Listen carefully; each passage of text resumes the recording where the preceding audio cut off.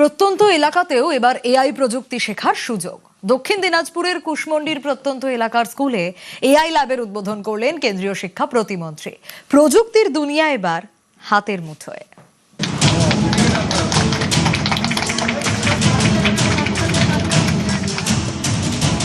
শিক্ষা স্তরকে সকল দিকে পরিপূর্ণ করে তুলতে হবে, গোড়া থেকেই বিজ্ঞান ধরাইয়া দেওয়া দরকার। সেই কবে রবীন্দ্রনাথ ঠাকুর তার বিশ্ব পরিচয় গ্রন্থে লিখে গেছেন এ কথা, অথচ স্বাধীনতার ৮ দশকে পৌঁছে বিজ্ঞানের আকাশে ইচ্ছেডানা মিলবার সুযোগ পেল দক্ষিণ দিনাজপুরের কুশমন্ডি ব্লকের মানিকর উচ্চ বিদ্যালয়ের পড়ুয়ারা। কৃত্রিম বুদ্ধিমত্তা সম্পন্ন ল্যাব বা এআই ল্যাব পৌঁছে গেল বাংলার প্রত্যন্ত এলাকার এই স্কুলে। দক্ষিণ দিনাজপুরের কুশমন্ডি থেকে আরো 10 কিলোমিটার ভিতরে মানিকর উচ্চ বিদ্যালয়।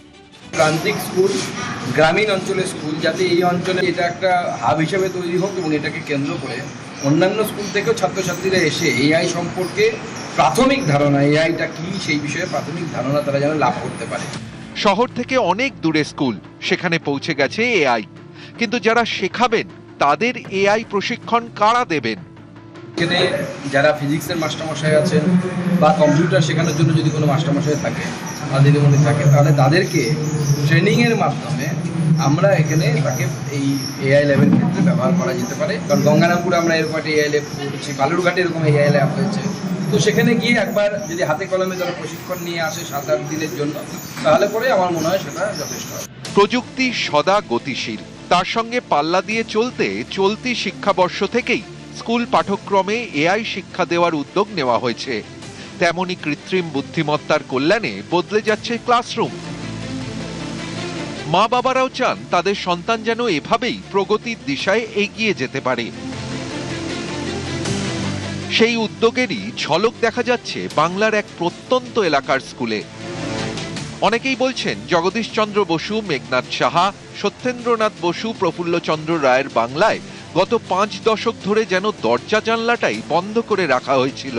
ভরা বাম জমানায় চাকরি হারানোর ভাষ্য প্রচার করে কম্পিউটারের প্রবল বিরোধিতা এসেছিল খোদ সরকারি দলের দিক থেকে। জামানা বদলের পরে তৃণমূল আমলে তো শিক্ষা ব্যবস্থার প্রাণ বায়ুটাই উড়ে যেতে বসেছিল দুর্নীতির কাদায় ফেসে। এই যে বাচ্চা কম্পিউটার ঢুকতে দিল না বামফ্রন্ট সরকার, কি বলবেন? তার ফলে পিছিয়ে গেলাম আমরা অন্য দেশ থেকে, অন্য রাজ্য থেকে। যে সেই সময় কম্পিউটার আসতো, আজকে ব্যাঙ্গালোর, পুনা, কোয়েম্বাটোরের সঙ্গে বাংলার আর সেক্টর 5 এর তুলনা হতো, সেটা হলো না, পালিয়ে গেল সব কোম্পানিগুলো। বাকি যা ছিল শেষ করেছে টিএমও। এআই তো সেই সময় আবিষ্কার হয়নি, তা কি করবো? বামফ্রন্ট এআই বানাতো। এবার আপনি বলবেন মুঘলরা কেন চাঁদে রকেট পাঠায়নি? একসময় গোটা দেশ বলতো বাংলা যা ভাবে কাল তা ভাবে দেশ। দেশে নবজাগরণের ধাত্রীভূমি ছিল বাংলা। গত 5 দশকে সেই ঐতিহ্যই যেন ধূসর অতীত। দায় কার? বামফ্রন্টের সময় এবং তৃণমূল কংগ্রেসের সময়ই শিক্ষা ব্যবস্থা অত্যন্ত পিছিয়ে গেছে।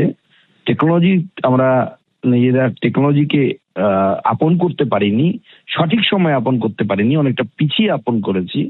তো স্বাভাবিকভাবে সেই জায়গা থেকে পশ্চিমবঙ্গকে বের করে আনতে হবে।